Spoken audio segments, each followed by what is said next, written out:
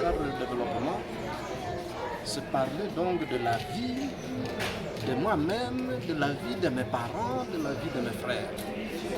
Donc je ne dois que faire une participation active à cette rencontre. Je ne dois que faire une attention particulière à cette rencontre puisque cette affaire me concerne. Cette affaire me concerne.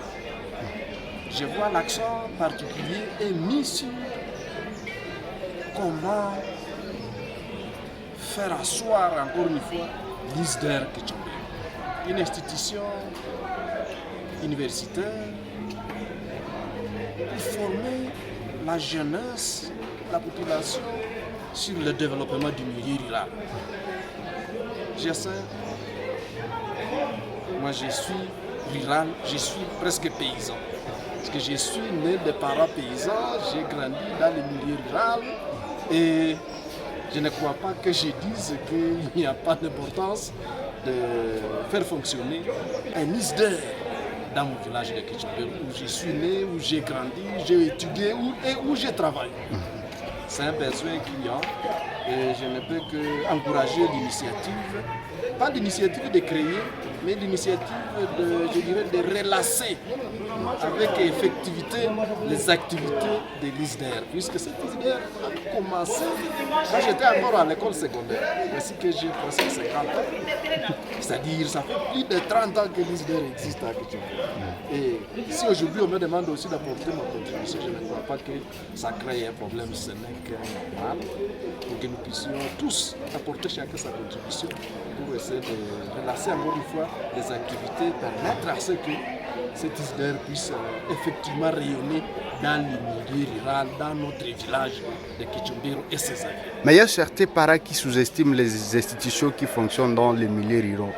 Comment vous trouvez cette... Je crois que ça serait mal passé. Je sais que chez nous, il y a des difficultés d'ordre beaucoup plus sécuritaire. Nous qui avons étudié à Ndoluma, imaginez-vous Ndoluma des années 1980. Imaginez-vous, c'était la forêt. Et alors la forêt, nous avons étudié dans de bonnes conditions. Et j'imagine à l'époque, à 5e et 6e, ne pouvait intervenir là comme enseignant que celui qui a fait l'université. C'est-à-dire qu'il faut avoir fait au moins l'ISP pour enseigner à 5e et à 6e secondaire. Mais d'où venaient ces enseignants qui nous ont formés ici? Si ce n'est des instituts supérieurs, est-ce qu'il faut attendre que ces enseignants partent encore une fois à Bukavu, à Bunia, à Boutra, puisque ce sont là les ISP qui avaient formé nos enseignants?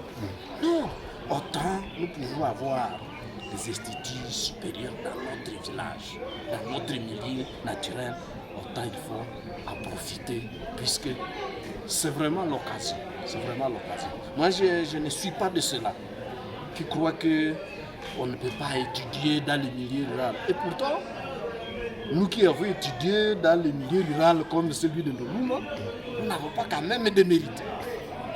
Nous avons rendu à la nation le minimum de services que nous puissions rendre sur base de l'éducation, de la formation que nous avons reçue dans le milieu rural.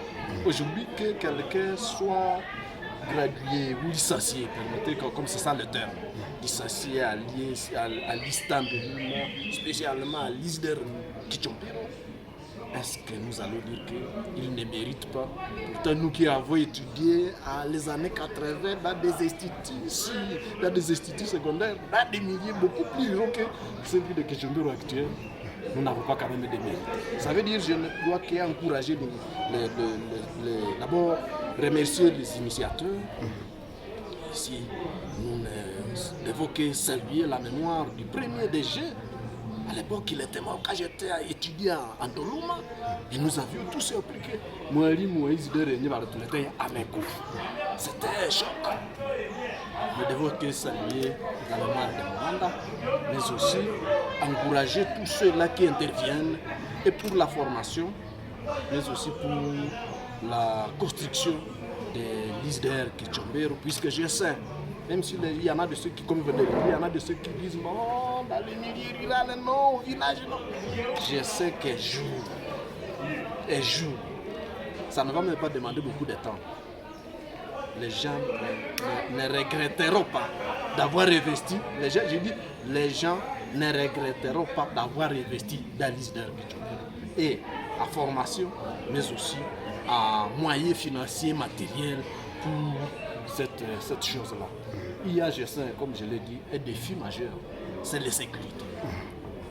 Et je sais qu'après le passage de ce, puisque cette chose-là qu'on appelle la sécurité M23, ça va se terminer d'ici là. Et que ça sera passé, il y aura ce qu'on appelle l'exode urbain. Ça ne sera plus l'exode rural. Les gens préféreront rester au village que de rester dans les villes qui seront déjà polluées par, je ne sais, la manière dont nous vivons dans les centres-villes. Et donc, courage ces intervenants dans le cadre de la relance des activités effectives de l'ISDER Kichombe.